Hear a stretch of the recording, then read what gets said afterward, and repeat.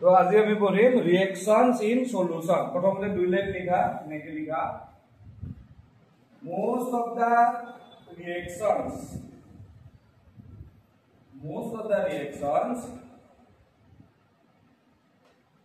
in the laboratory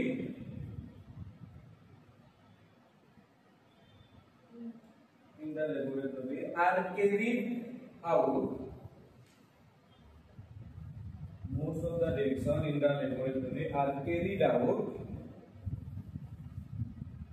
in solution. Carried out in solution. Solution মানে হইছে দ্রব। অসমে বলে দ্রব বুলি কয়, ইংলিশত বলে এটো সলিউশন বলে। সলিউশনত দুটা ভাগ থাকে, এটা থাকে দ্রাব্য, এটা থাকে দ্রাবক। সলভেন্ট আর solute. Okay? Therefore,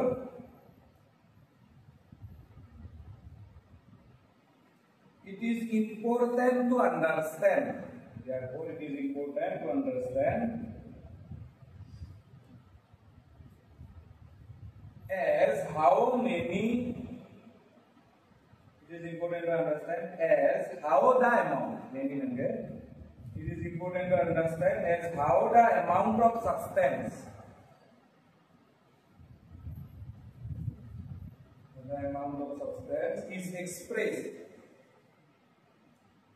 How the amount of substance is expressed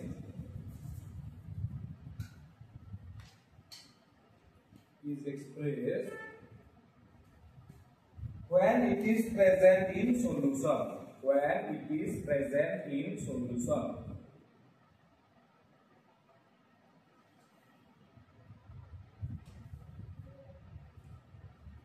How the amount of substance is expressed when it is present in solution. The concentration of the solution CON CEN TRATION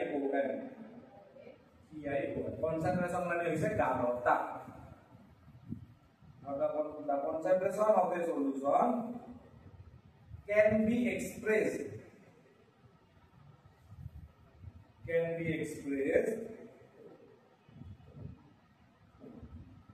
by the following expression, by the following ways.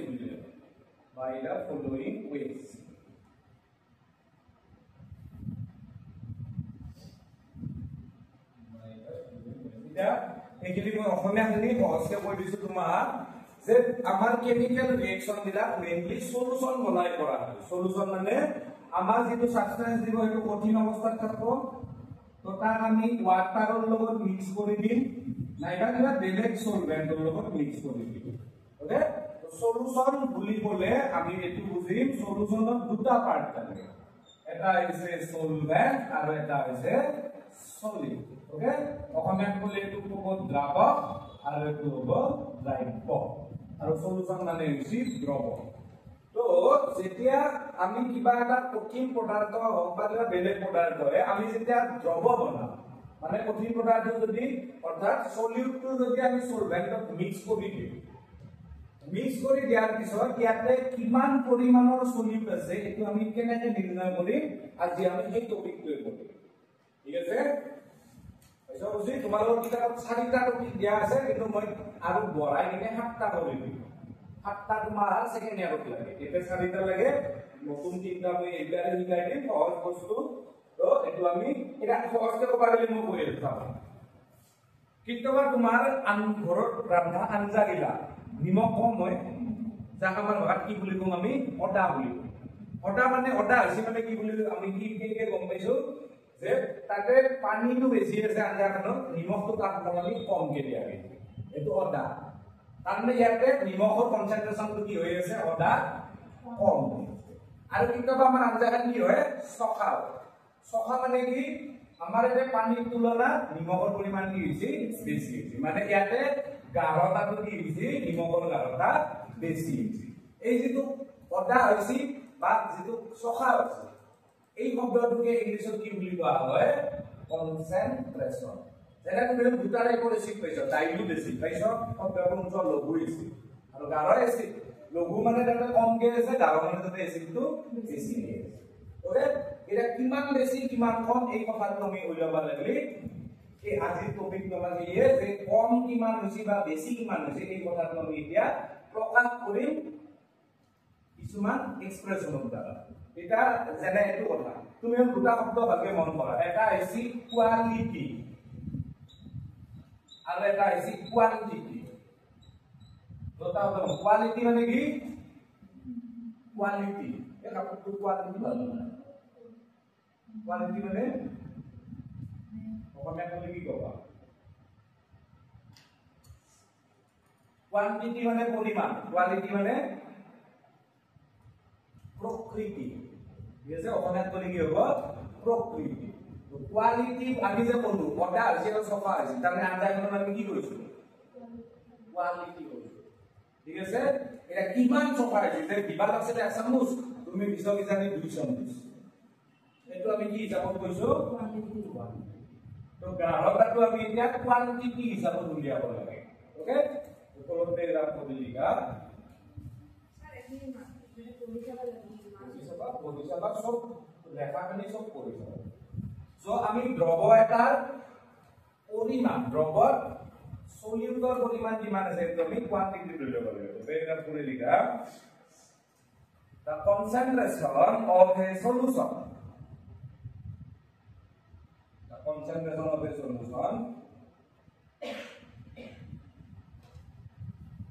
can be determined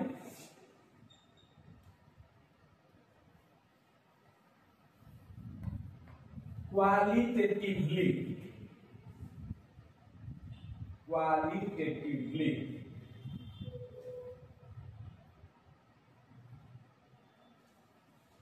and quantitatively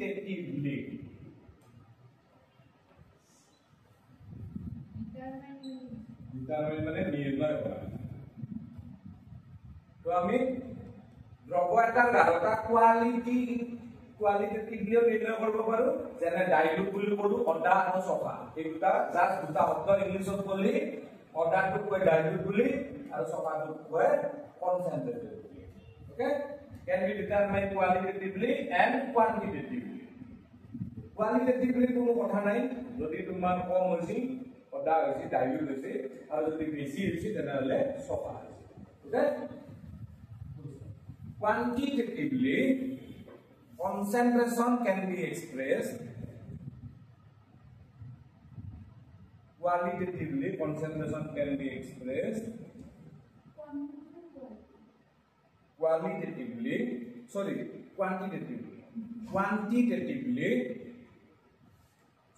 a concentration of a solution can be expressed quantitatively concentration of a solution can be expressed by the following ways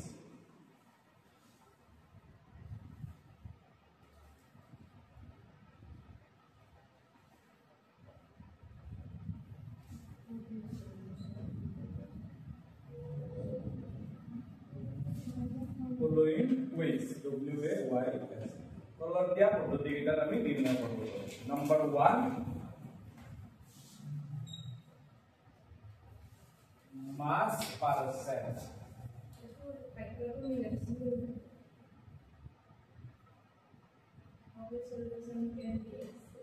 in the following ways जैसे तभी तो number लिखा अथवा mass percent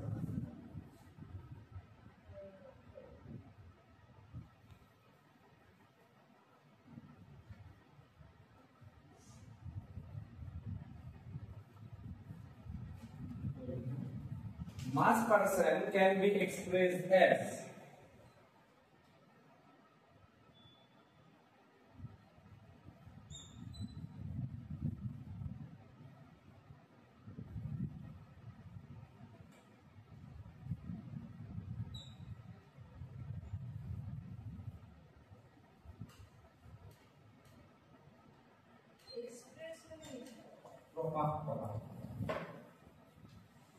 mass percent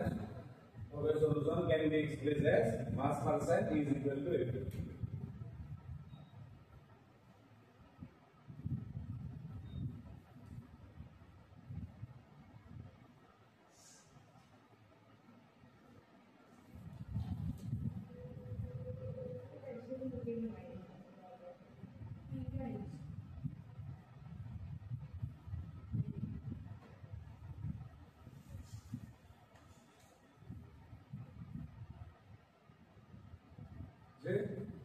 ইয়াতে আমি লগে লগে এটা কোৱেশ্চন কৰো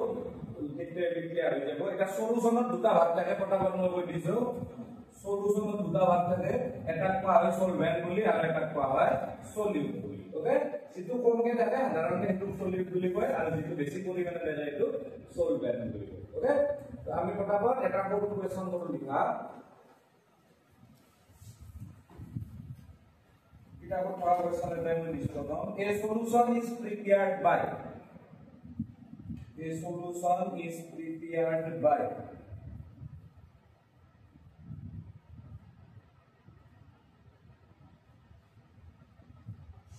adding 2 gram of a substance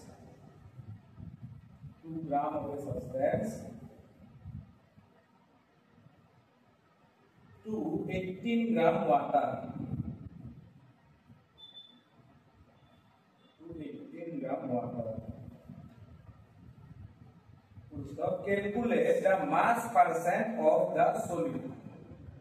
calculate the mass percent of the solute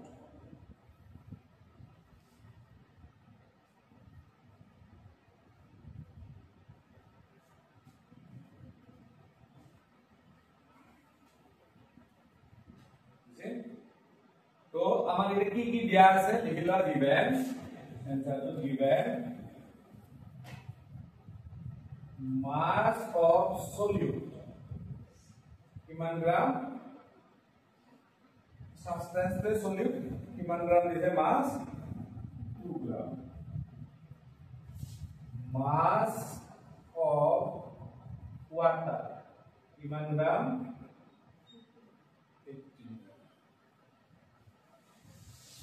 therefore mass of solution আৰু এবাৰ মই কৈ দিছো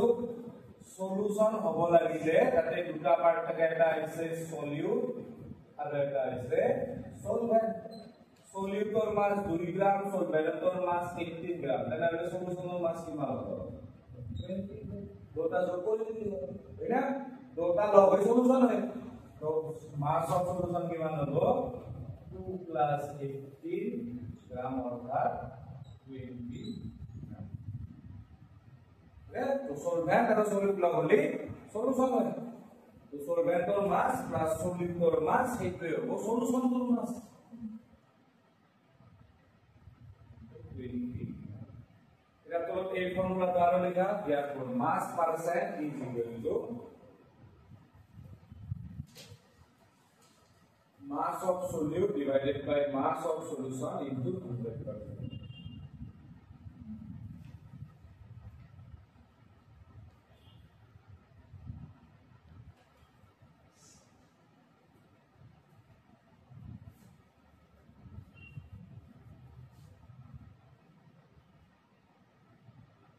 तो mass of solute किमान दिया আছে 2 mass of solute किमान ग्राम 2 ग्राम mass of solution किमान पालो हमने 20 ग्राम into 100%. तो 20 দিয়ে তো কাটলে যাব 5 টাইমস অর্থাৎ mass percent হলো 10.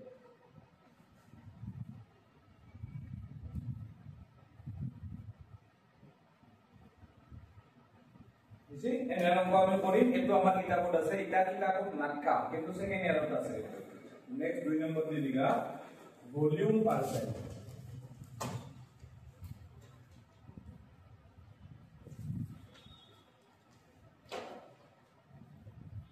Percentage v by v percent volume percent तो मास परसेंट और वॉल्यूम परसेंट एकदम एके खाली आते मासर सलনি তুমি হন वॉल्यूम লিখি দিবি वॉल्यूम याते मासर सलনি লিখি দিয়া वॉल्यूम याते मासर सलনি লিখি দিয়া वॉल्यूम ओके तो लिखा volume percent can be expressed as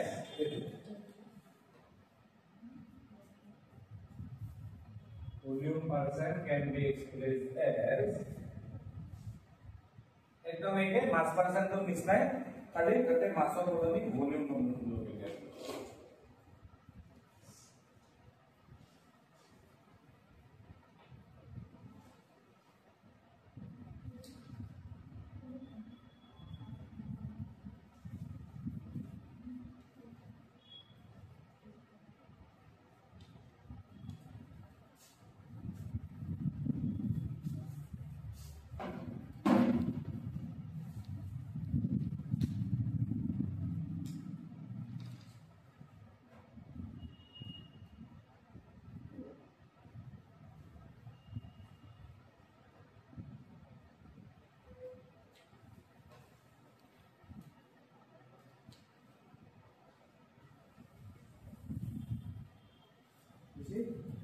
আমি অঙ্ক করিম বাৰু বৰ্তমান আমাৰ যেহেতু কিতাপত নাই আমি এইটো বৰ্তমান এতিয়া 3 নম্বৰটো লেখা mass by volume percentage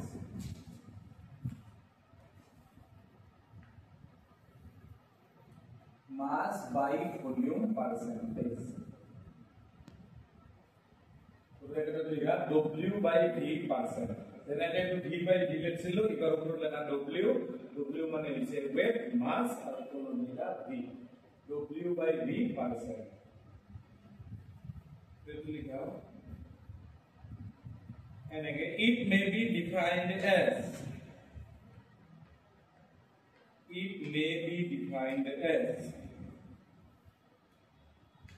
the mass of solute.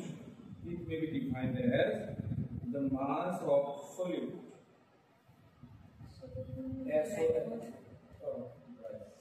Mass of solute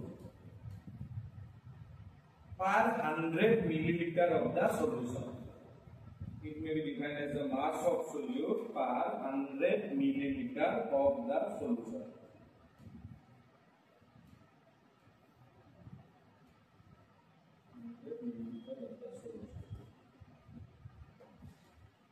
So the expression will be mass by volume percent is equal to mass of the solute divided by volume of the solution into 100%. So তুমি এই তিনটা ভাগে মন করা প্রথমটো মাস বাই মাস আছে তাই না সেকেন্ডটো volume বাই volume এবার মাস বাই ভলিউম উপর থাকে মাস তলত থাকে ভলিউম ওকে এটো কোড ব্যবহার হয় মেইনলি এটো রাখিবা এটো সেকেন্ড ইয়ারতে লাগে দে মেইনলি আমার ইয়াতে কিতাপত দিয়াই নাই ফার্স্ট ইয়ার তো মই সেকেন্ড ইয়ার কোনো সুবিধা হ'ব বুলি ইটাই লিখি দিছো তলত ইয়াৰ ইউজ টু লিখি দিলা মেইনলি ইউজ টু লিখা এই যে two unit mass by volume percent এই ইউনিট টু মেইনলি ইউজ করা হয় মেডিসিন আর ফার্মাসি তো লিখা it is mainly used in medicine and pharmacy. It is mainly used in medicine and pharmacy. It's mainly used in medicine and pharmacy.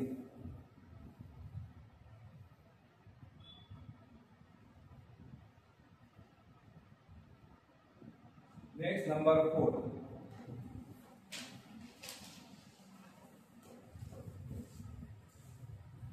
Number 4. It will receive parts per million. Short form of ppm. Parts per million. Itu ama first error na lage তথাপি তো লিখি দিলি দিয়া second error লাগিব parts per million ppm million মানে কিমান 1 million তার মানে কিমান আমার ইও আমার মধ্যে কিমান 1 million 10 lakh okay 10 lakh 1 million এটা একটু প্রথমতে কিতে ইউজ করে যাব না ppm এই ইউনিট ইউজ করে মেইনলি তোমালোকৰ বায়ু প্ৰদূষণ আৰু পানী প্ৰদূষণ জোখা কৰা বুঝছে যেনে আমাৰ এটা তোমাৰ মোবাইলত তুমি ওয়েদাৰত চাবাচোন যে ওয়েদাৰ এটা আছে তাতে বায়ু আজি আমাৰ কিমান বিশুদ্ধ কিমান কি হৈ গ'লে লেখা থাকে সদা তাৰ ইউনিটটো চাবাচোন হয়তো ppm নহলে ppb লেখা থাকে ppb মানে এই আৰু পাৰ্টস পাৰ বিলিয়ন একে ধৰণৰ হয় ppm হলে মিলিয়ন পাৰ্টস পাৰ মিলিয়ন আৰু ppb হলে পার্টস পার বিলিয়ন তো যেতিয়া গাঢ়তা বহুত কম কনসেন্ট্রেশন যেতিয়া বহুত কম হয় তেতিয়া এই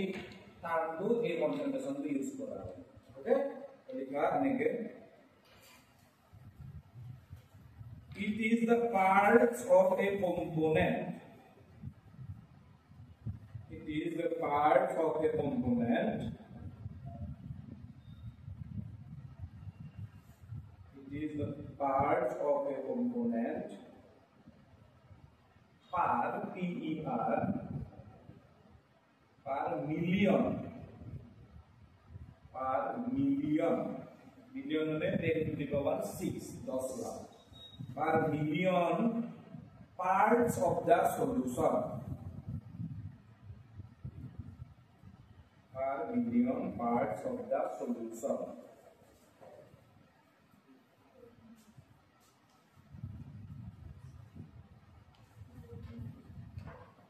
तो लिखा ppm is number of parts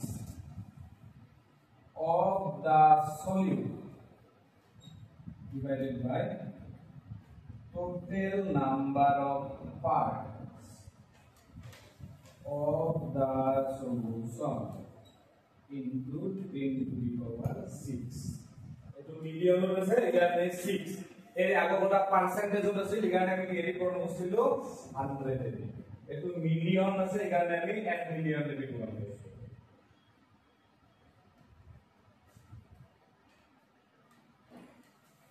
number of parts of the solute divided by total number of parts of the solution into 10 to the power 6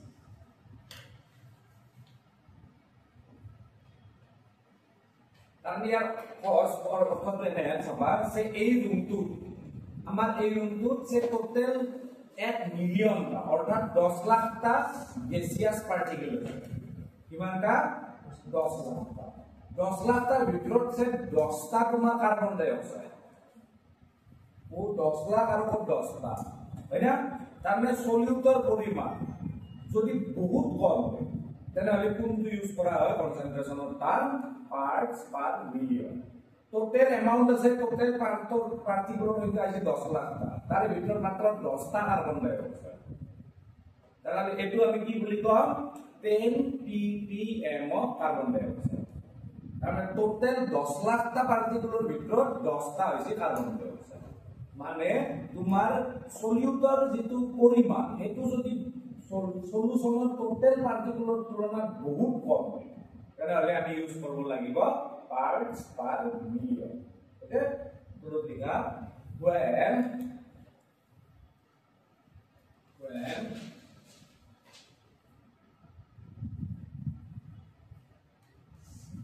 solute is present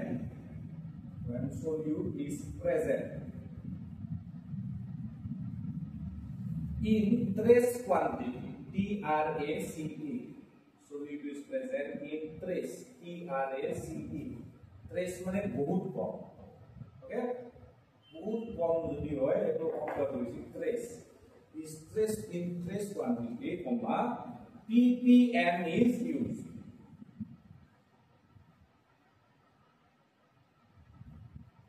so for example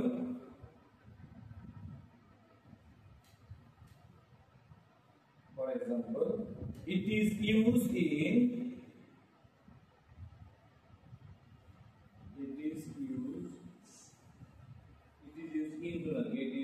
to determine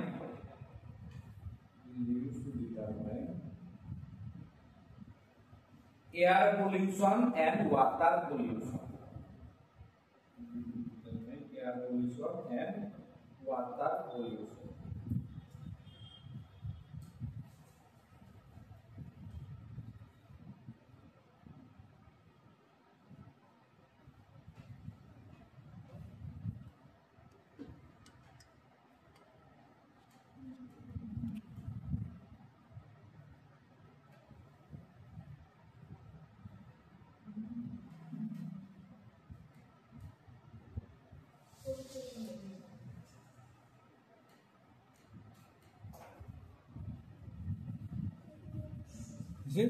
তো এইখিনিক লগি আমার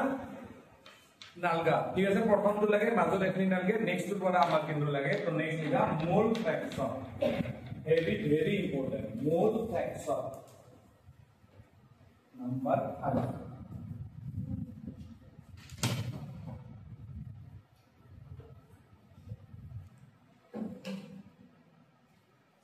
mole fraction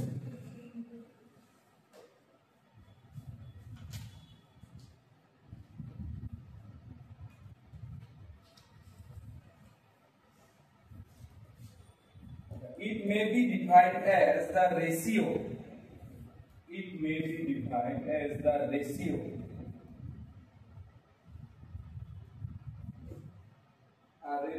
ratio of the number of moles. It is defined as the ratio of the number of moles of one component. Number of moles of one component to the total number of moles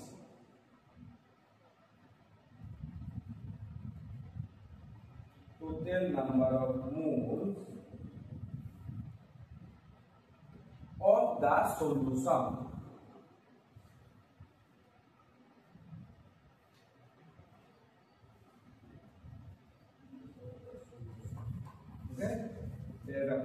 itu definition আছিল itu বাস্তব করবা পুরো দামিটা হলো explain করব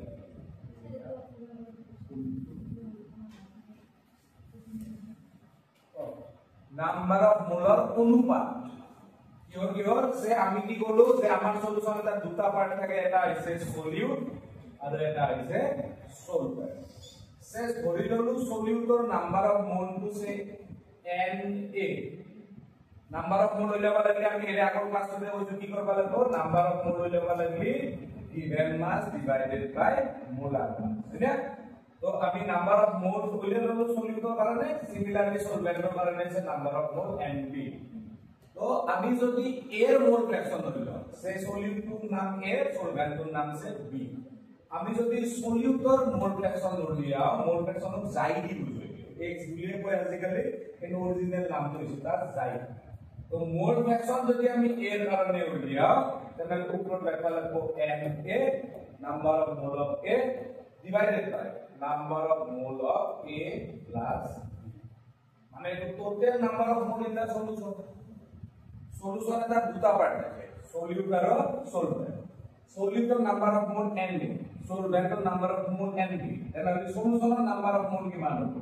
na plus nb is it একটু ওঠাই এটা ধরিলা late এটা করে late a and b let a and b are the two components of a solution let a and b are the two components of the solution small n a and n b n follow the subscript a n a and n b are the number of moles na and nb are the number of moles of a and b respectively a and b respectively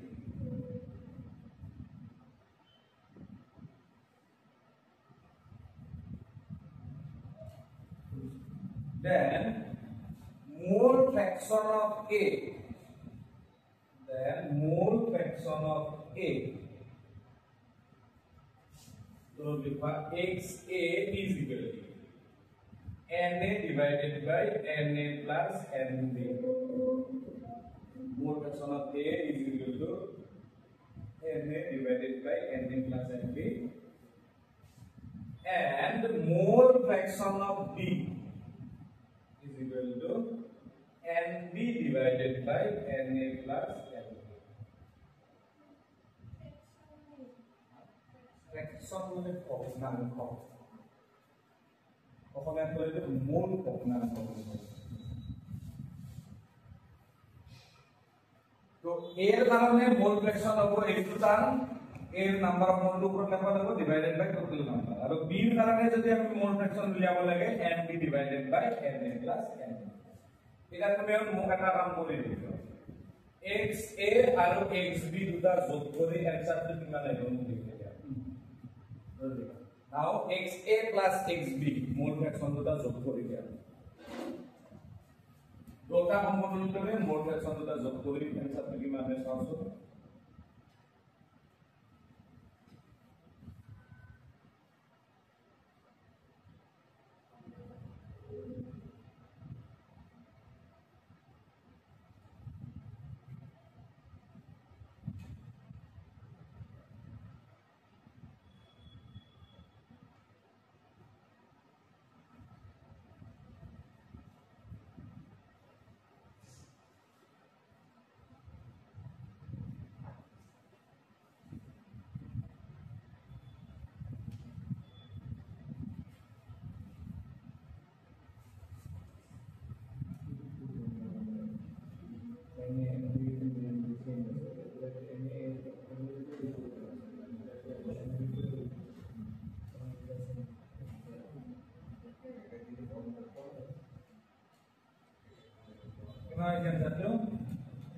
na plus nb divided by na plus nb দুটা কাটা আমি যে answer কিমান আহিব 1 তাৰ মানে মোল ফ্ৰ্যাকশন দুটা যদি আমি যোগ কৰিলে आंसर টো ওলাই কিমান আহে 1 ওকে গুণাত্মকটো কথা যে এটা সলিউশনত থাকা কম্পোনেন্ট বিলাক মোল ফ্ৰ্যাকশনৰ যোগফলটো ওলাই কিমান হয় 1 ওকে আমি কিবা xa টো অংক কৰি উলিয়াই ললো xb কৰবা আমাৰ উলিয়াবা টাইম নাই then আমি ডাইরেক্টলি আমি কি করব পারি xb = 1 - xa তো xa আর xb সে তোমার দুটাই হইলো পারে আমি xa তো উলিয়ে ললো xb কারণে সে আমার তো টাইম নাই তাহলে আমি কি করি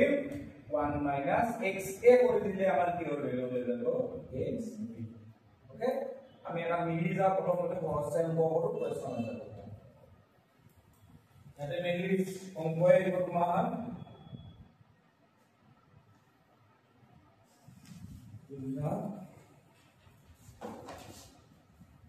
40 gram sodium hydroxide NaOH 40 gram sodium hydroxide is dissolved in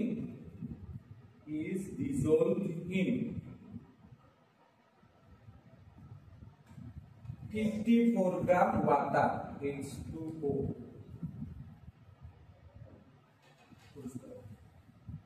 find the mole fraction of sodium hydroxide and water. Find the mole fraction of sodium hydroxide and water.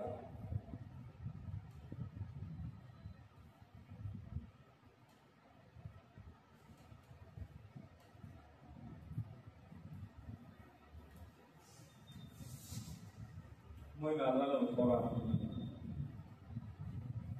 So মই হিন্ট এটা দি দিছো মোল fraction হইলে লাগে আমাক কি লাগে number of মোল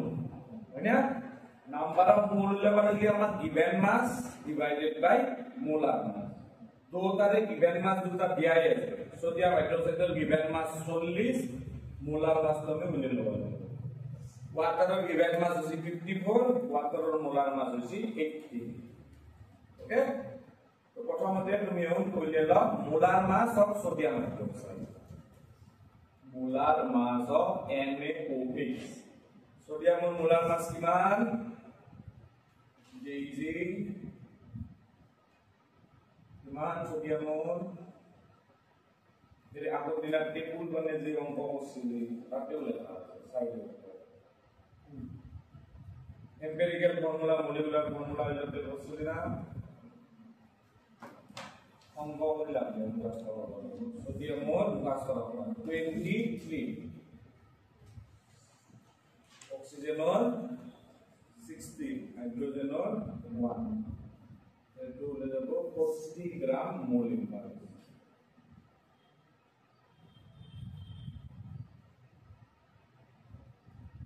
গ্রাম আর সোডিয়ামর মোলার মাস হলো সোডিয়ামর গিভেন মাস দিয়া আছে তাই না তো ডাইরেক্ট আমি নাম্বার অফ মোল হইলো therefore number of mole of sodium hydroxide therefore number of mole of sodium hydroxide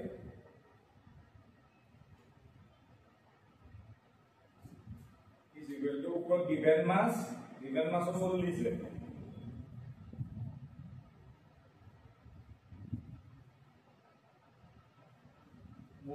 40 কিমান হ'ব এটাটো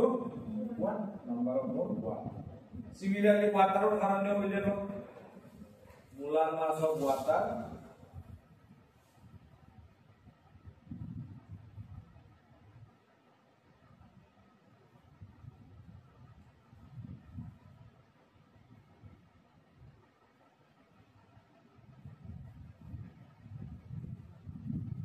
molar mass of water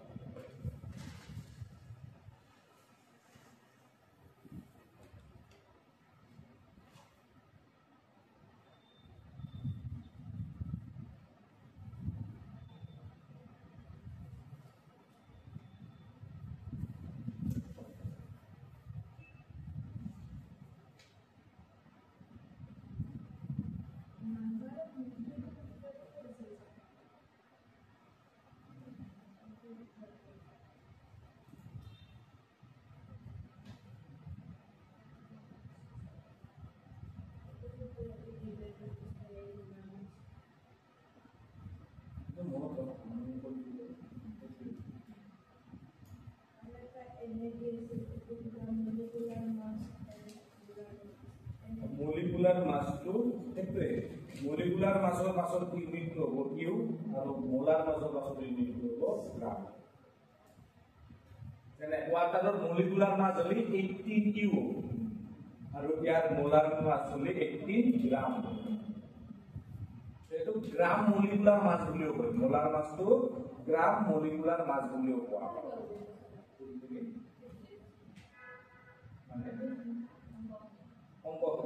অঙ্কখানি এটা তোমাক প্রথমতে কি উলিয়াবা দিছে এটো তো তারে মোল ফ্র্যাকশন উলিয়াবা দিছে তো মোল ফ্র্যাকশন উলিয়াবা দিলি আমি জানবা লাগব মোল ফ্র্যাকশনের কারণে আমার উত্তরটা হচ্ছে Na ডিভাইডেড বাই Na প্লাস Nb এটা জানা এর হলানি আমার এবার দেয়া আছে সোডিয়াম হাইড্রোক্সাইড আর বি হলানি এবার দেয়া আছে H2O তো আমি যদি সোডিয়াম হাইড্রোক্সাইডের মোল ফ্র্যাকশন উলিয়াবা লাগে তাহলে সোডিয়ামর নাম্বার অফ মোলগুলোর উপর মেথড হবে ডিভাইডেড বাই সোডিয়ামর নাম্বার অফ মোল প্লাস ওয়াটারের নাম্বার অফ মোল আর নাম্বার অফ মোল হইলে পারে আমি কি করব গিভেন মাস ডিভাইডেড বাই মোলার মাস অঙ্কটো গিভেন মাস দিয়াই আছে আর আমি জানো মোলার মাস হইলো বা কেনে হইলো মোলার মাস হইলে কিছু করতে দাদা সোডিয়াম হাইড্রোক্সাইডের প্রথমতে আমি মোলার মাস হইলে 23 plus 16 plus 1 ওতে এটা যোগ করে দিলে आंसर তো है 40 ওকে তো সোডিয়ামের মোলার মাস তো 40 গিভেন মাস আছে 40 therefore number of mole of sodium given mass 40 molar mass 40 तो number of mole मान हो 1 similarly we number of mole of water will do water given mass there is 54 gram okay divided by 80 तो ये मान हो 3 तो दो तरह number of mole में हो जाएगा number of mole ले लो तो हम एक mole फ्रैक्शन ले लो therefore mole fraction of NaOH जहाँ अपनी सिंबल के लिए एनर्जी की जरूरत है x NaOH x2 mole fraction of symbol तुम्ही x NaOH माने एक hotel line low mole fraction of sodium ये तुम डेल्फी तो तुम्ही एक लाइन को लगा इतने okay mole fraction of NaOH x NaOH NaOH का number of mole ऊपर लेकिन NaOH का number of mole होती 1 divided by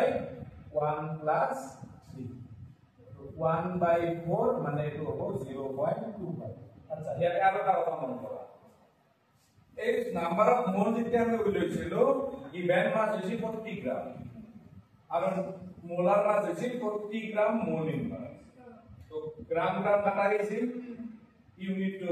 1 মোল আর ইয়ার পরে এখানে গ্রাম গ্রাম কাটা দেব ইউনিট তো কিমান হবে 3 মোল তো এটা যাবা উপরের ইউনিট তো মোল তলের ইউনিট তো মোল মোল মোল কাটা দেব তো মোল ফ্র্যাকশনের কি তাই ইউনিট থাকতো না এটা ওটা আমি মনে রাখবা এমসিকিউ টাইপ করে ইউনিট নট যেটো কনসেন্ট্রেশন এক্সপ্রেশন আছে এটা হইছে মোল ফ্র্যাকশন ওকে মোল ফ্র্যাকশনের কোনো একক না থাকে আপন মনে Similarly, আমি x H2 উলিয়াই দিব পাৰি মোল ফ্ৰেকচন অফ ওয়াটাৰ। এবাৰ আমি ওপৰত কি লিখিব লাগিব? Number of mole of water. কিমান number of mole of water? 3 divided by 4 কেনেকে 1 + 3 4। এবাৰ এনসাৰ পাইব 0.7। ওকে, তো কথাখিনি মই সিৰিয়ালি কৈ দিছো একবাৰ আৰু মোল ফ্ৰেকচন উলিয়াব লাগি আমি উলিয়াব লাগিব প্ৰথমতে number of mole. Number of mole উলিয়াবার কারণে আমাক দিয়া থাকে গিভেন মাস। মোলার মাস তো আমার লোক আগে ক্যালকুলেট করে দিলাম। ক্যালকুলেট করে প্রথমতে গিভেন মাস ডিভাইডেড বাই মোলার মাস করে প্রত্যেক করে নাম্বার অফ মোল উলিয়ালাম। উলিয়ালে তার যোগ সূত্র মতে আমি মোল ফ্র্যাকশন উলিয়াই দিলাম। ওকে, আর অঙ্ক করি পারলে না হ্যাঁ তার মতে আমি নেক্সট টপিক তো করিল। নেক্সট লিখা মোলারিটি। মোলারিটি মোলারিটি দুটা আছে, প্রথমতে লিখা মোলারিটি। মোলারিটি ডেফিনেশন উল্লেখ করি। সেকেন্ড ইয়ারে কখন কোনটা করতে আছে? মোলারিটি ক্যাপিটাল এম এ বুঝবে।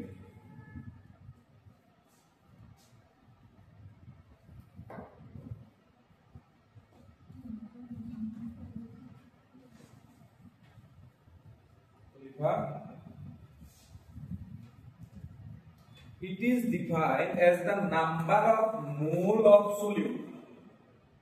Defined as the number of moles of solute.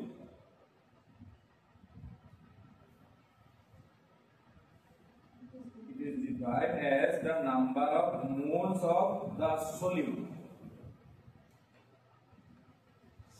in 1 liter of the solution. Number of mole of solute in 1 liter of the solution.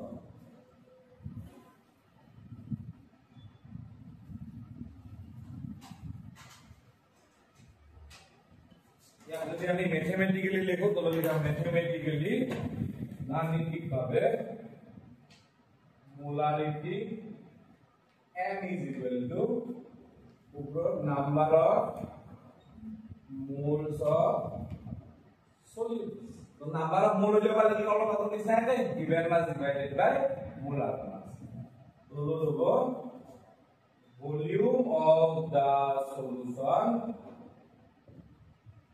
in liter.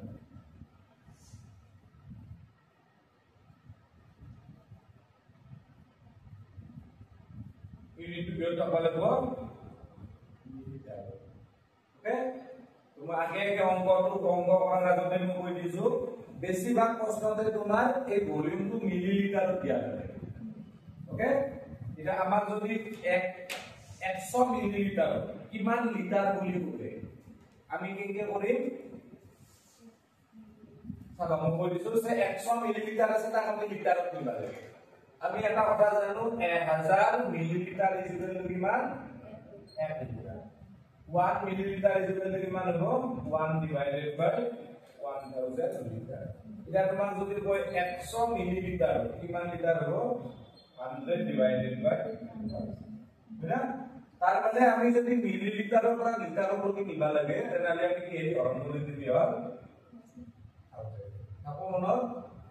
ঠিক তেনেকে যদি গ্ৰামৰ পৰা কেজিক লৈকে নিবা লাগা একে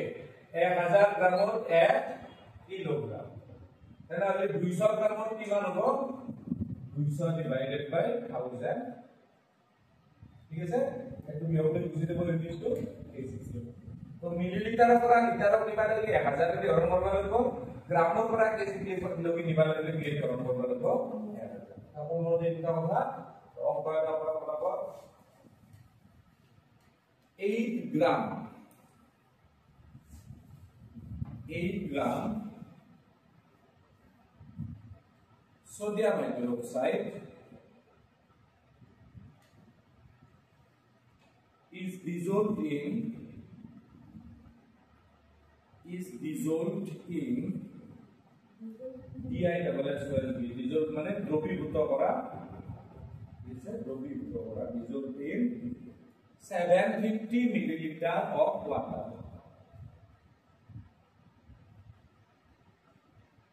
750 milliliter of solution 750 milliliter of solution।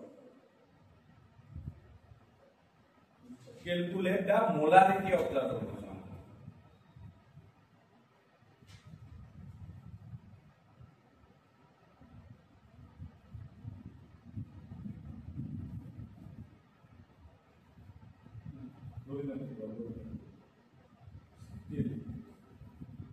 Calculate the molarity of the solution.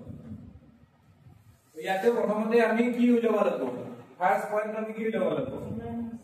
Number of mole of solid উলিয়াব লাগিব number of mole of solid উলিয়াব লাগিব ডিভাইড মাছটো আমাৰ দিয়া আছে কিমান গ্ৰাম 8 গ্ৰাম আৰু অলপ অলপে আমি ক্যালকুলেট কৰি উলিয়াইছো সোডিয়াম হাইড্ৰক্সাইডৰ মোলাৰ মাছ কিমান হয় 40 গ্ৰাম তো আমি ইবাৰ আৰু একবাৰ উলিয়ালো তো আৰাম মতে লিখিম মোলাৰ মাছ of NaOH আৰ যোগ নকৰো ডাইরেক্ট 40 গ্রাম মোল ইনভার্স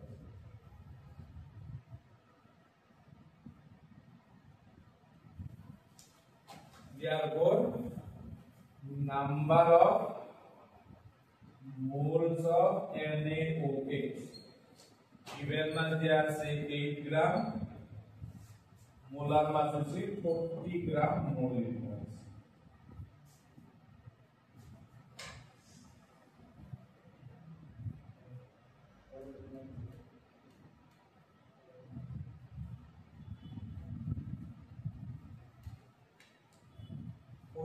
ग्राम मोल इनवर्स तो ये काटा काटी देबो ग्राम ग्राम काटा काटी देबो 1/5 तो ये देबो 0.2 मोल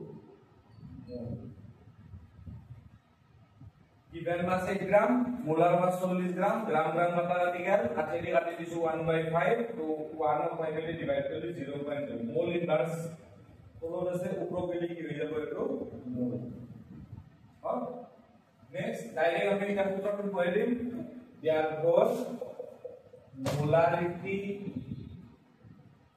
M is equal to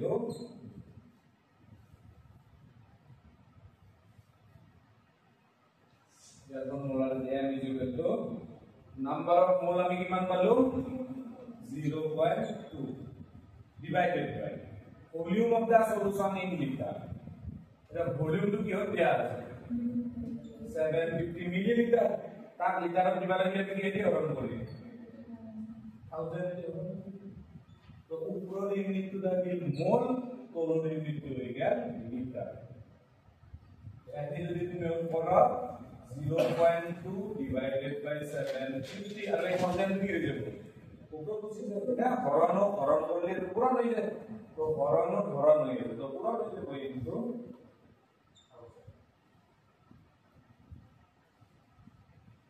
तो 0 0 कैंसिल हो और 25 से धीरे धीरे आपको सवाल 25 से धीरे धीरे धीरे कर देबो 3 बार 25 से धीरे 75 और 25 से धीरे धीरे 100 देबो 60 तो ऊपर रह गया साइड दुई गुण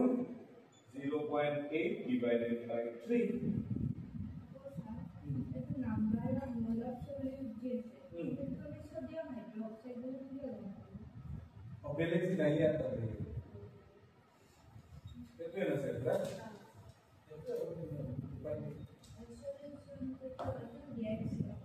डायरेक्ट सॉल्यूशन तो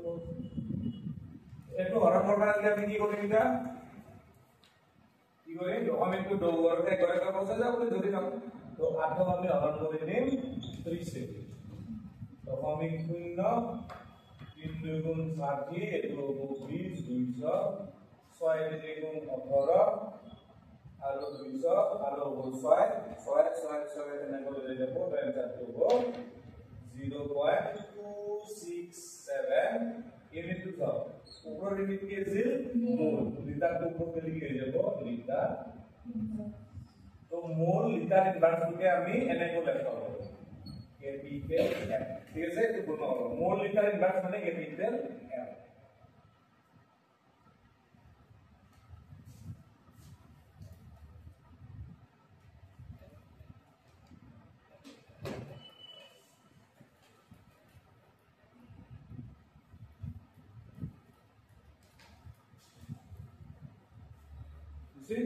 last molality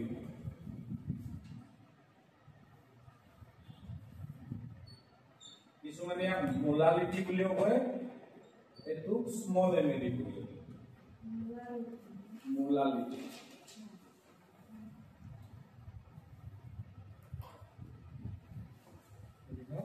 it is defined as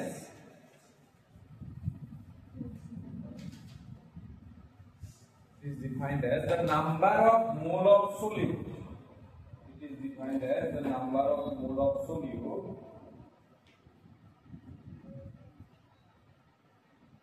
present in.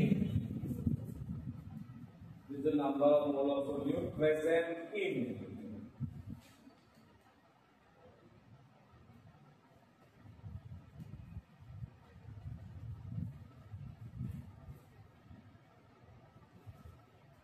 In 1 kg of solvent. 1 kg of solvent. Mathematically, molality M is equal to number of moles of solute divided by mass of solvent in kg. Mass of solvent in kg.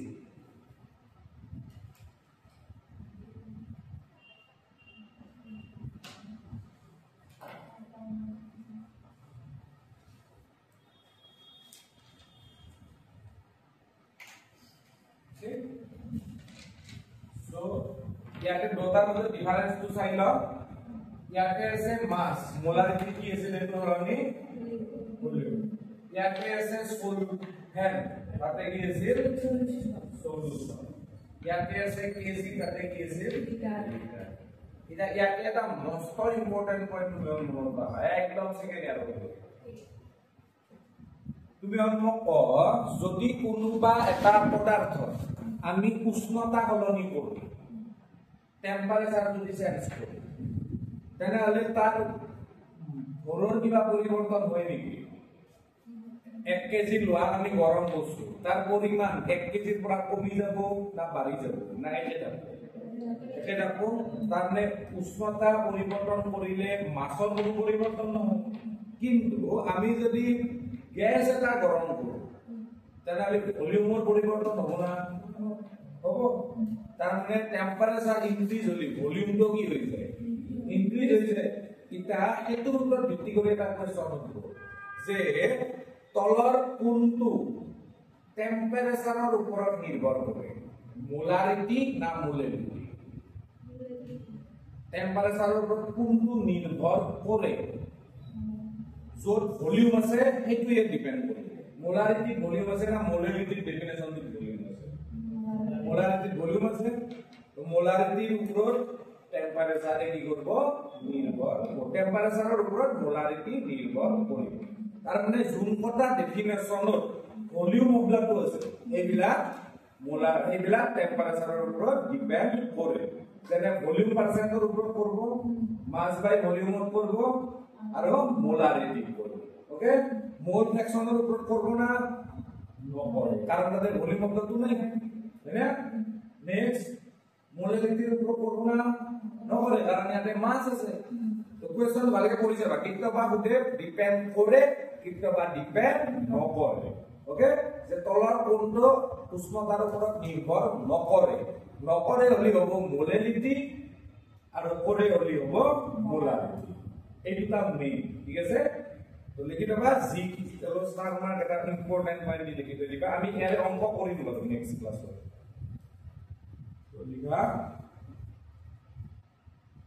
molarity is dependent on temperature. Molarity is dependent on temperature.